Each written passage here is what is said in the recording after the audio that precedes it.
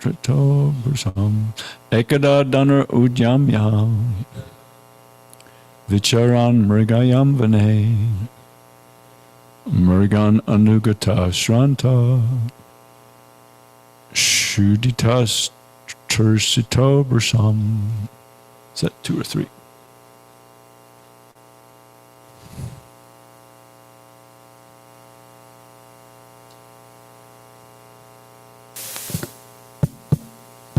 Ekadadana Rujamya Ekadadana ujamya Vicharan Mrigayam Vane vicharan mrigayam vane Mrigananugata Shanta mrigan anugata shranta Shuditas Trishito Brisham shuditas tursito bursam.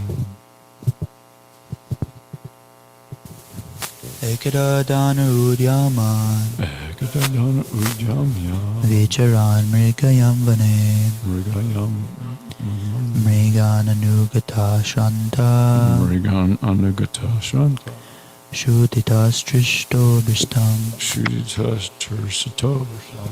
Ekadadana Udyamya Ekadadana ujamya Vicharan Mrigayam Vane Vicharan Mrigayam Vane Mrigan Anugata Shanta mrigan Mrigan Anugata Shanta Shuditas Trishito Brisham shuditas tursito bursam.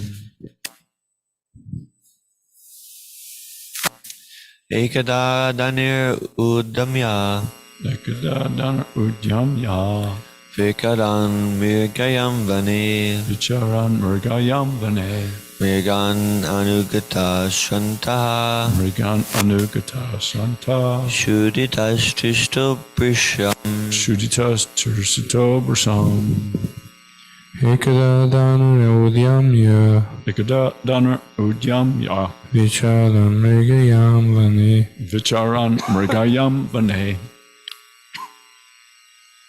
Mrigan Anugata Shanta mrigan anugata shranta Shuditas Trishito Brisham shuditas tursito bursam. Ma, do you want to chant in the line or no? Okay.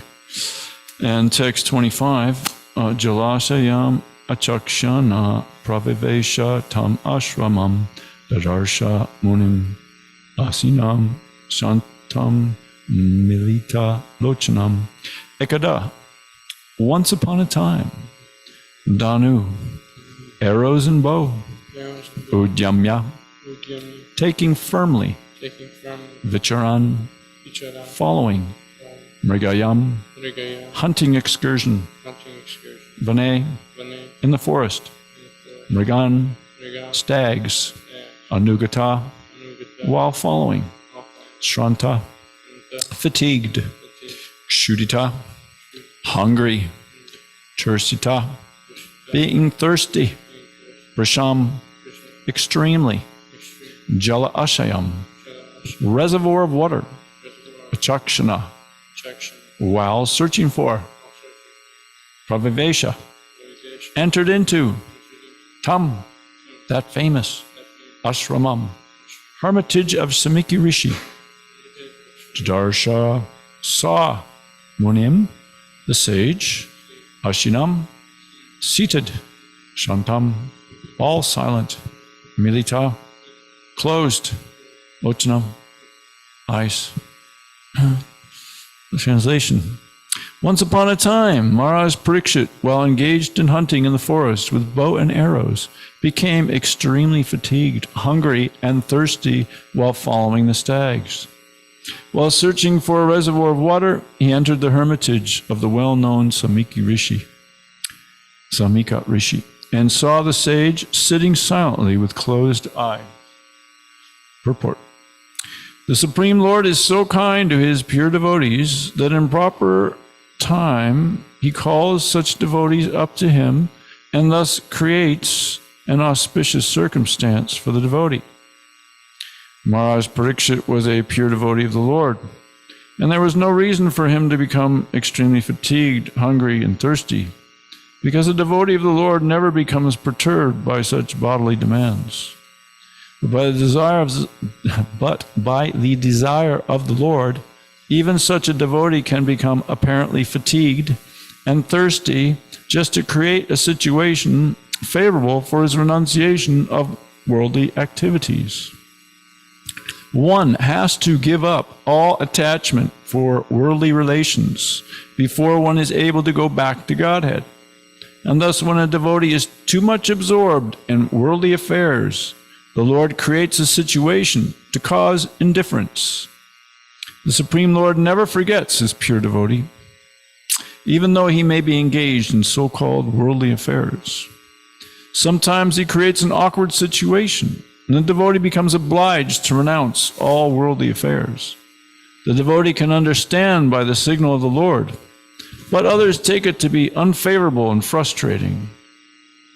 Let me repeat that. The devotee can understand by the signal of the Lord, but others take it to be unfavorable and frustrating. Maharaj Parikshit was to become the medium for the revelation of Srimad Bhagavatam by Lord Shri Krishna, as his grandfather Arjuna was the medium for the what? Bhagavad Gita. Had Arjuna not been taken up with an illusion of family affection by the will of the Lord, the Bhagavad Gita would not have been spoken by the Lord himself for the good of all concerned. Similarly, had Maharaj Parikshit not been fatigued, hungry, and thirsty at this time, Srimad Bhagavatam would not have been spoken by Srila Sukadeva Goswami, the prime authority of Srimad Bhagavatam. So this is a prelude to the circumstances under which Srimad Bhagavatam is spoken for the benefit of all concerned. The prelude therefore begins with the words, once upon a time. Om Gyanti Manandasya Janjana Chakshmamili Damila Tasmai Shri Guruvedama Shri Chaitanya Manovishnam Shtapitam Yen Bhutale Swayam Rubhagadam Yam Dadati Swavadantigam Shri Krishna Chaitanya Prabhu Nityananda Shri Advaita Gadadhar Shri Vasadi Gaura Bhakta Vrinda Hare Krishna Krishna Krishna Hare Hare Hare Rama Rama Rama Hare Hare. It's interesting to note that Gornitai has their hands raised. They don't have them sitting in the pockets, just going. You notice that? It's true. His hands are raised. Joyous celebration, glorifying the holy names of the Lord. Okay. Translation. Once upon a time, Maharaj Parikshit, while engaged in hunting in the forest with bow and arrows, became extremely fatigued, hungry, and thirsty while following the stags. While searching for a reservoir of water, he entered the hermitage of the well-known Samiki Rishi and saw the sage sitting silently with closed eyes.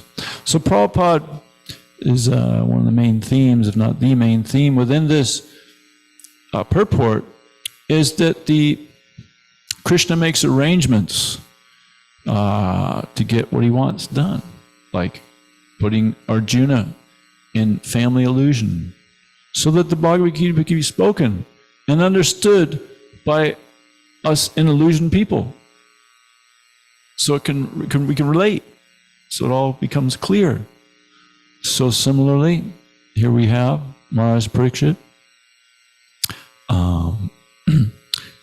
These pure devotees, well, give a little note here. Lord Nityananda, when he was cruising around, he had a whole bunch of kids. They loved him, and they followed him around. They left their homes, followed Nityananda, or at least, they abandoned everything, just followed Nityananda for like a month. They didn't eat or sleep or drink water for a month, and they had more energy. They were kids ripping trees, big trees out of the ground.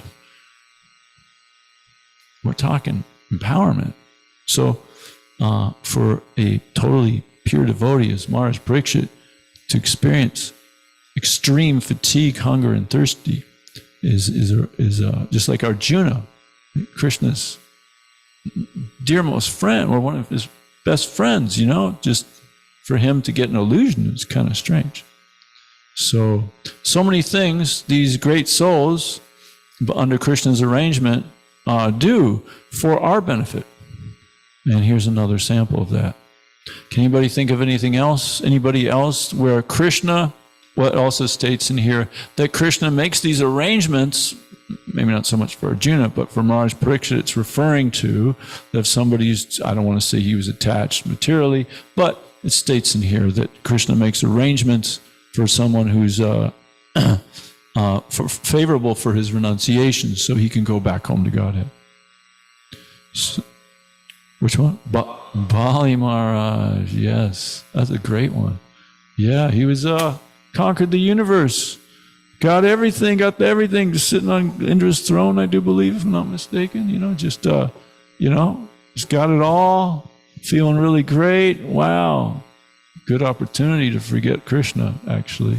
So Vamanadev, by his mercy, does many things at one time. Demigods want a situation, different kind of situations. So he feels obliged to help them, or whatever the situation that he feels. But also wants to benefit Bali Maharaj by taking away his kingdom. And anybody else, remember anybody else that where Krishna creates a situation to help them go back home to Godhead? What? Govamangala Thakur, that's a good point. He's totally attached. But Krishna empowers the prostitute to give him some instruction, and he takes to it. Nice. Good Chandra. Oh, good point. Yeah, I'm thinking that one. The elephant, he's enjoying with his one of wives, and everything's cool. Good Chandra was a great devotee in previous times, and kind of forgot about things. And the crocodile grabs his leg. He has to, and what? By his previous devotional service, he calls out to Krishna and is saved. Yes.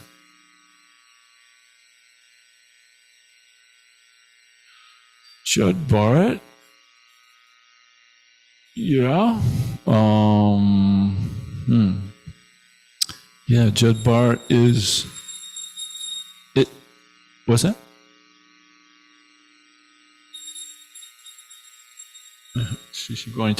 What's that?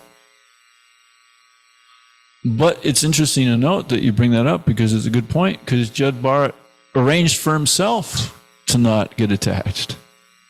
So this renunciation is so important. And Prabhupada, when he came here, people were in a mood of renunciation, at least the hippies were.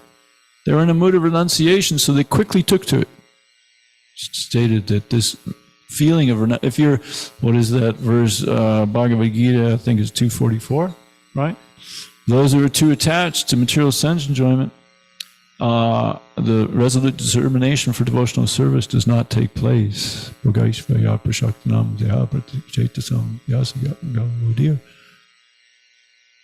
think that's it. Yeah. So that renunciation is so important. So Krishna may create that. As he says, if he really favors you, he takes everything away. But if you're ready for something, he can also give it to you. And you can't do anything about it. And can anybody think of anybody else? Yes. Ajamil.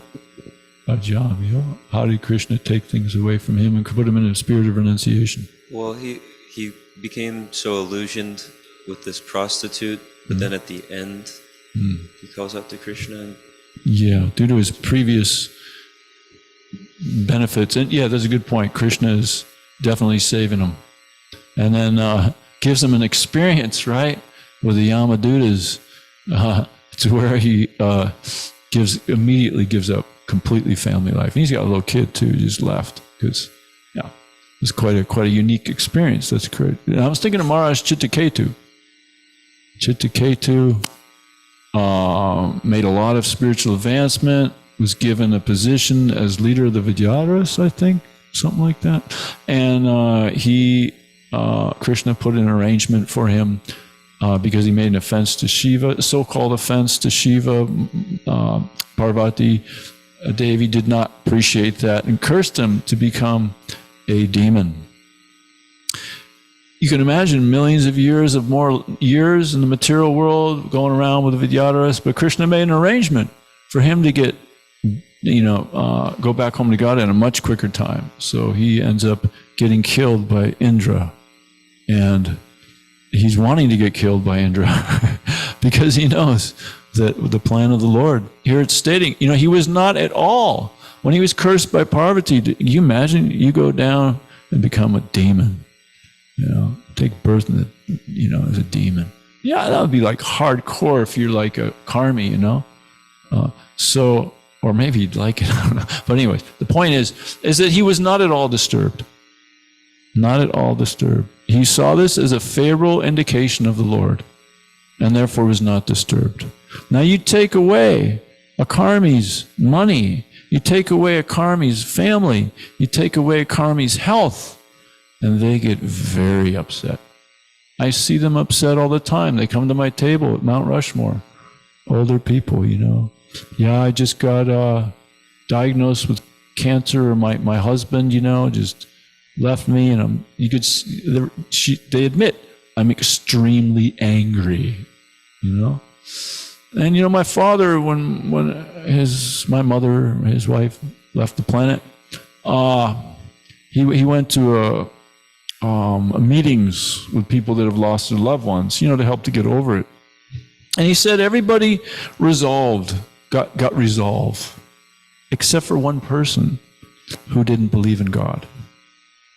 So all the recovery people state, the leaders of recovery say, you must come in contact with a higher power in order to recover or to resolve. Always, 100%. It's just a must. So this is, I used to work at Sierra Tucson, top third greatest recovery center in the country. So kind of got familiar with that. So I'm not just spewing out something. So that's a necessity. You're coming in contact with something that creates the resolve. And Krishna is the ultimate in all that. I can remember in my life gradually elevating my consciousness, living at a Sikh ashram, doing Kundalini yoga every morning, while visiting the City Yoga Center, while doing a variety of reading of sacred Vedic texts and meditation, and gradually juicing and on, trying to elevate my consciousness. I got to a point when I was living at the Sikh ashram, rent was really low. It was a cool opportunity. And I would go every day to Govinda's and eat twice a day, 22 pieces of halava every day. And they would tap me on the shoulder as I was watching Prabhupada videos, and I would honor the prasadam in the library. And Mother Tsunami would always tap me on the shoulder and wake me up because I'd eat so much olive I would just fall asleep every time. And then it's time to go. We're closing up. It's closed. Okay. And then I come back next day for lunch and dinner again. So, and I would go there on the Sunday feasts programs, Sunday programs. So here I am living at this. I don't really know what's going on exactly, but I know, some things, and I think maybe not. And I was, remember that night, the person running the show said, I'm sorry, but we're going to have to, before that, I remember just getting this, I was serving a guru. Actually, probably had a conversation with this guru of the Sikhs, Yogi Bhajan, an awesome personality. And I was doing seva there, and I remember getting to the point, elevating my consciousness when I was cleaning their temple, one of their floors. I realized this is the ultimate, to always just be an instrument for mercy. I didn't have a conception of God at this point, though. I believed in God and all that, but it just didn't dawn on me so much, things. If I could just be an instrument to just be let mercy be in the world. So that night, I remember having this realization that, oh my God, I live in a dark universe. This universe is dark. And I got scared. It was only darkness everywhere I could think or look. And I remember a verse in the Bible that said, knock and he will answer. So I just knocked on the wood next to my bed, like that. And the phone instantly rings. And I'm like, oh my God. Nobody ever calls me. I'm like, nobody. Especially my sister. Never calls me. In fact, never. And I answered it. She's my sister. I try to do some introductory stuff, and she just cuts me off. I just want to let you know that God's telling me to tell you that it's now time to devote your life to service to God. Bye-bye. What? But when she said that, I went, yes, that's it. That's the position where you can just let the mercy flow. And not be an instrument for the Lord's mercy. Oh, the Lord's mercy. Yes, that's what it is. And just serving God is the topmost thing to do. It dawned on me. So that morning, I don't know if I slept much, but that morning, doing the Kundalini yoga, and at the end, the leader says, I'm sorry, but we have to double your rent.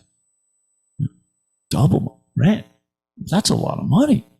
I'm thinking, man, what the heck am I going to live? But that night, at the Sunday, I go to the Hare Krishna, and I'm doing the Hare Krishna program, and sure enough, one of the devotees say, you're always coming around here. Why don't you just move in here? I had no conception that Krishna is God. I had no conception of what service to God is. And I went, okay, sure. Krishna makes all arrangements. This is my point. Is that's the kind of like the purport is all about. Krishna making arrangements. And we all, could you have imagined 5 years ago that you would be sitting here in saffron cloth chanting Hare Krishna, and being with a guru? This is like really far out, right? And we see so many people on Sankirtan often that say, one guy, he walks by the table and kind of lights up like anything. And I flash him a Bhagavad Gita, and his friends really drug him on, but he grabbed it and said, I'll be right back. So, and then as he came back, he's like totally on fire. And I just gave him a stack, gave me $500. I really complimented him genuinely because I could tell he was awake. And this was meant for him. And he says, and I gave him a whole Srimad Bhagavatam set. And to this day, he's super favorable. And he reads the Bhagavatam regularly. And what was my point? Oh, yes. He says, I got to tell you something, man. I visited the psychic, and they said, very soon, you're going to get the most valuable thing that you could possibly receive, and you must take to it. Something like that. And he says, I have no interest in going to Mount Rushmore. I was going to go to Yellowstone, but for some reason, something told me, you must go to Mount Rushmore. You must. And then as I'm walking up, I'm going, what the heck? And I see your sign, and everything clicked. That's it. That's my thing that I'm supposed to get and cherish for the rest of my life. So that will change my life forever, the psychic said, like radically for the better. So these things regularly happen. I remember going on Sankirtan, walking around, and all of a sudden this guy, I could tell, just, I don't know, Krishna makes an arrangement. Look at this guy here, adjust the senses or whatever. And this guy just connected with me and stopped in his tracks, like just stunned. Well, it's the guy walking with some books. And I just go right up to him, and he's just like, just kind of like, and I offer him the books. I think tears were flooding down his eyes or something, like shaking or whatever. I'm like, dude, what's up? And the guy says, man, somebody told me I get these books today. I had a dream or something like that. And he was really, so Krishna makes all arrangements. This other guy, I'm out of school, and he comes running up to me. I'm like a little frightened, actually. He says, why is this guy coming up to me so intensely? Dude, I got to tell you a story. And he goes, man, my life's been falling apart. I got these books a year ago, and I put them on my bookshelf, and I haven't read them. My life's been falling apart like anything. He's just describing all the radical things that are happening to him. And then just yesterday, I go into my room, No, I'm sleeping or something. And all of a sudden I hear this thud. Like, what the heck? And he gets up and the Bhagavad Gita is on the ground. It fell off the bookshelf. And so I started to read it. This book changed my life. This is, so Krishna makes all arrangements for us, for them. All we have to do is take advantage of this incredible opportunity of taking to Krishna consciousness. And Krishna makes all arrangements. As it's stated, you make one step to Krishna, he makes a 10 or 100 to you. Because he wants you to go back home to Godhead more than you want to go back. So if you just make a little endeavor, he'll make a huge endeavor. So, in a way that fits just perfect for you. So yes, Krishna makes all arrangements to help that person become more renounced, to help that person come back quicker. And that's an interesting point to make, that a lot of devotees get maybe fried out sometimes, like this is too much or whatever. But we forget that the spiritual master's job is to blow that fan of devotion in your heart, not blow it out and not let it die out. In other words, you have a fire going, you fan it just right so it increases maximally without blowing it out and without just letting it just die out. So Prabhupada puts you in that place, where your spiritual life is maximized long term, and you go back home to Godhead as quickly as possible. I mean, that's Krishna's desire. And so if things seem a little much, like, God, don't worry, just have another globulin, take a nap. You wake up, you're just fine. You go to the morning program, you're just fine afterwards. Like, what was it? You don't even remember what you were worried about. Really. Rather than act on some state of, thinking it's too much, just keep going. Krishna will make all arrangements. Sometimes I think it's too much, and instantly, or whatever I need, I get it as I perform the devotional service. If I need to get chastised, I'll get chastised. If I'm, what does it state? It's the preacher's job to distress the comfortable and comfort the distressed. So Krishna is the ultimate. He'll do just that. You think, oh no, this is going to happen, but just the opposite happens. Like that. So it's always perfect. We just have to keep the wheels moving forward. And what's going to keep us from keeping the wheels moving forward? I want to be God. It's the dumbest thing. Even God, not that God's dumb, I'm not thinking that at all, but even God doesn't experience as much happiness as we experience by performing devotional service. So it's a more advantageous position to be a pure devotee of the Lord than the Lord. Not to mention, you just can't handle that position. Sorry. It's already taken, and Krishna is qualified, and you will never be qualified for that position. All right, I'll stop there. Any comments or questions?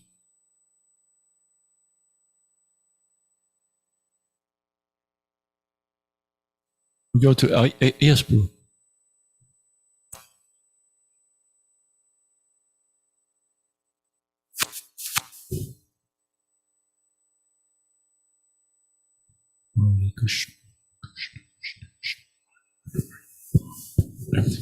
You mentioned the desire to be God, but what about just any material desire? A lot of devotees leave due to some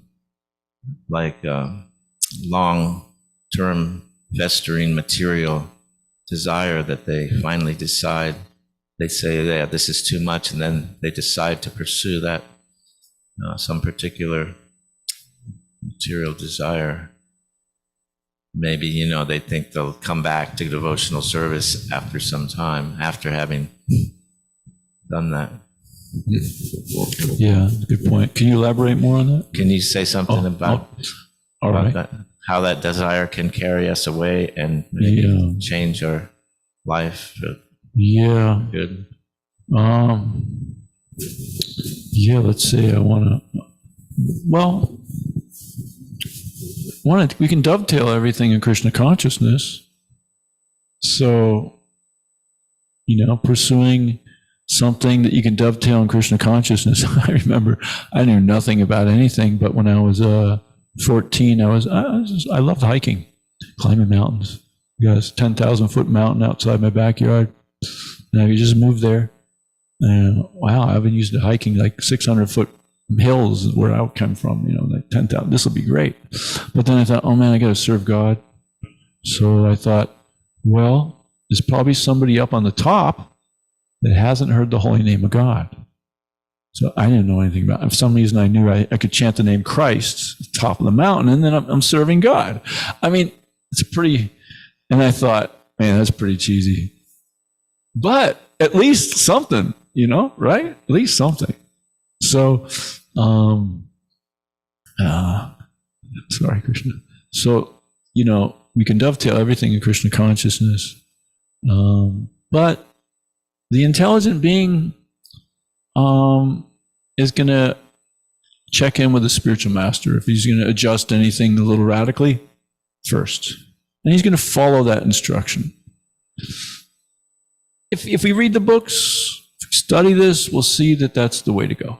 Because, Narada Muni, I think it was Narada Muni, he wanted to know what Maya, wanted to see Krishna's Maya. See it all, Krishna. What's your Maya like? Krishna's like, no, it's not good. Don't do it. No. Try to convince him not to do this. He insisted. No, okay. I'm really thirsty. Can you get me a glass of water? So he goes, finds a house, knocks the door, and some beautiful young lady answers, daughter of a gentleman, answers, and says, we'll just sit here a little while, and I'll go get you some water. And he ends up marrying this person. Didn't bring the water to Krishna. He ended up getting married, kids. And Krishna arranges a big flood in his life, washes the kids and the family and the house, everything away. And then he actually falls to the bottom of the river and hits his head on a rock. And all of a sudden, everything is gone, all the river, everything's gone. And Krishna's just standing there and goes, well, where's my glass of water? So you can get gone, you can miss out in indescribable way. So millions of lifetimes could go by.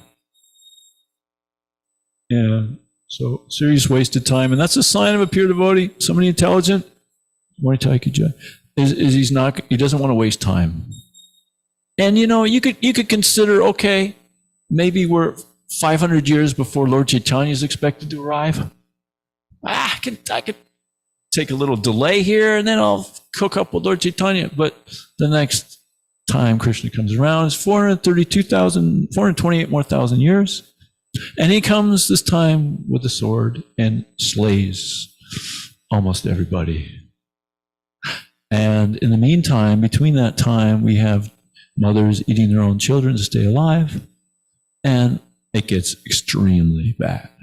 So it's not an intelligent time to not see the spiritual master and go, I have this desire to do this. What do you think? It's just not a smart move at all. Is that okay? You want to elaborate? Feel free. Any other comments or questions? Yes.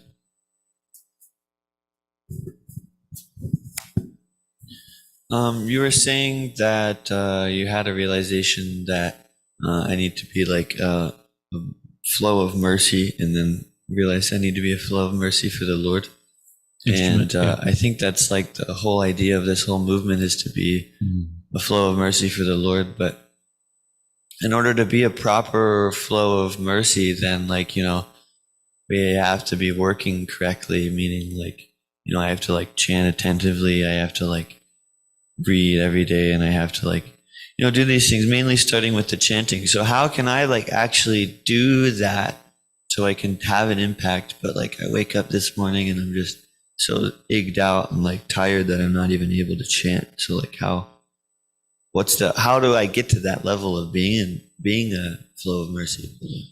Stay in the association of devotees, number one, and gradually work on it.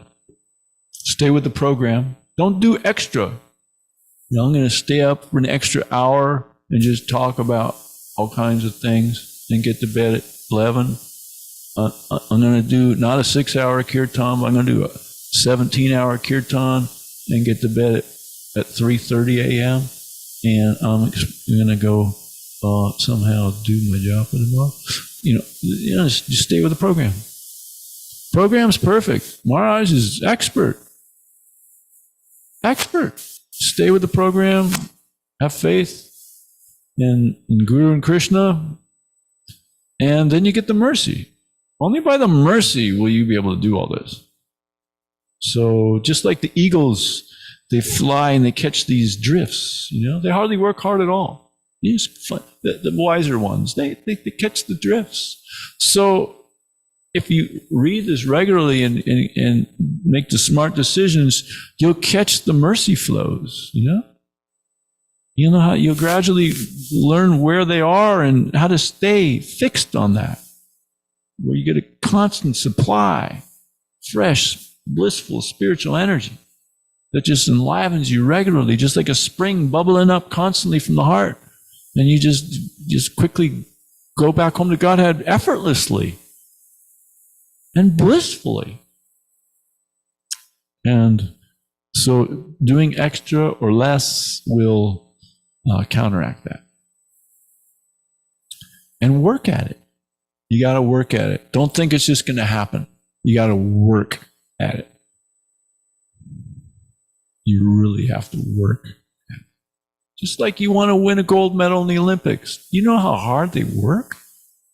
So we're trying to go back home to Godhead. You know how hard we got to work? You got to take it seriously. Actually, hard work, don't let that word fry you out.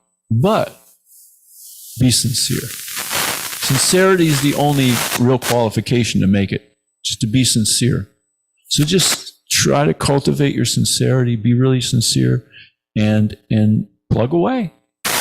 And within no time, you're going to go, man, I've come a long ways.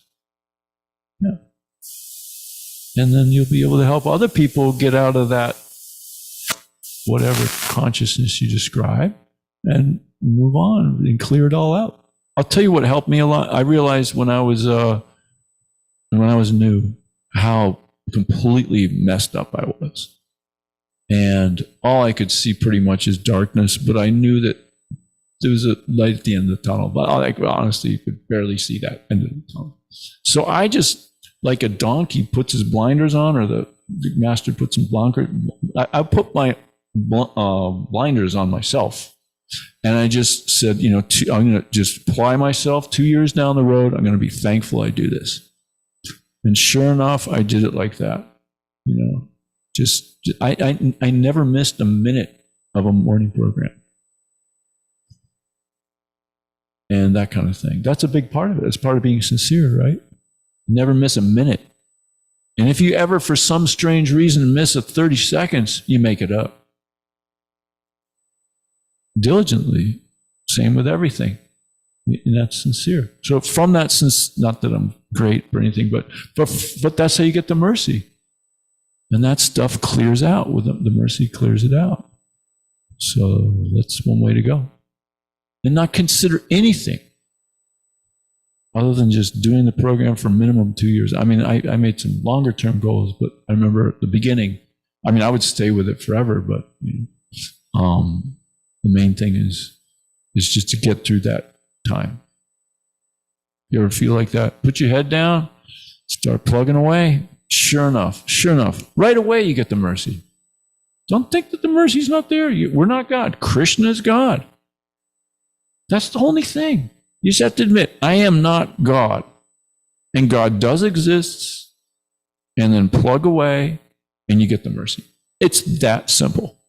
And don't make anything other than that in your mind. That's my recommendation. All right.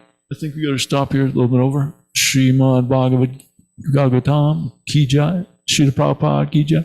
Gaura Premanandi, Hari Hari Bol. You know, that's the importance of vows. Vows